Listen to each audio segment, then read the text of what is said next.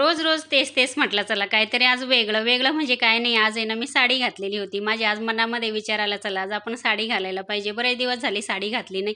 गावाला तसं मी नेहमी साडी वगैरे घालत असते, पण आहे ना आता इकडे ना बऱ्याच दिवसाची साडी मी घातलीच नव्हती, ड्रेसच घालायचे. आणि चला आता कसं आपल्या मनामध्ये आलं ना ते आपण करायला पाहिजे. आणि कसं आपला रोजचा दिवस निघतो ना तो आपल्यासाठी खूप आनंदाने आपण साजरा करायला पाहिजे. स्वतः आपला आनंद आपणच साजरा करायचा. कोण करणार आहे आपला आनंद साजरा? त्याच्यामुळे आपण घरामध्ये राहतो तर आपण काही ह्या गोष्टी करायला पण पाहिजे. चला आता एंट्री झाली किचनमध्ये.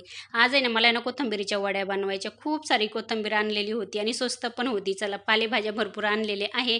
आता त्याच्यानंतर आहे ना आता इथे पहिले शेपूची भाजी करून घेते, कारण काय आहे ना पालेभाज्या पहिले आहे ना कशा ओल्या वगैरे असतात बाहेरच्या पावसामध्ये, आणि त्या आहे ना घरात आणून जास्त दिवस ठेवल्या ना ते खराब होतात. म्हटलं चला आता भरपूर भाजीपाला आणलाय, पहिल्यांदा आहे ना पालेभाज्या वगैरे करून घेते, नंतर आहे ना सुक्या फळभाज्या वगैरे त्या करायच्या. चला आता इथे बघा थोडंसं तेल घातलं. साधी सिंपल मी शेपूची भाजी बनवणार आहे. त्याच्यामध्ये ना अगदी थोडंसं आहे ना तेल घातलं आणि त्याच्यानंतर आहे ना हिरवी मिरची, लसूण आणि मीठ आणि शेंगदाण्याचं कूट घालून मस्त भाजी बनवून घेतली. आता इथे मी ज्वारीची भाकरी करायला घेतलेली आहे. आज मला आहे ना फक्त भाकरी ज्वारीच्या आणि भाजी बनवायची होती, कारण का मला आहे ना कोथिंबीरीच्या वड्या पण बनवायच्या. कोथिंबीरीच्या वड्या बनवायला तुम्हाला माहीत आहे किती वेळ लागतो, म्हणून चला आता इथे ना हे काम झाल्यानंतर आहे ना मी कोथिंबीरीच्या वड्या पण छान अशा ना बनवून वगैरे घेतल्या. भाकर पण सुंदर अशी तयार झाली. तशी मी एवढी सुगरण नाही बरं का. चला त्याच्यानंतर इथे बघू शकता मी इडलीच्या भांड्यामध्ये काय शिजायला टाकलेलं होतं, तर बघू शकता तुम्हाला एकदम जवळून मी दाखवते.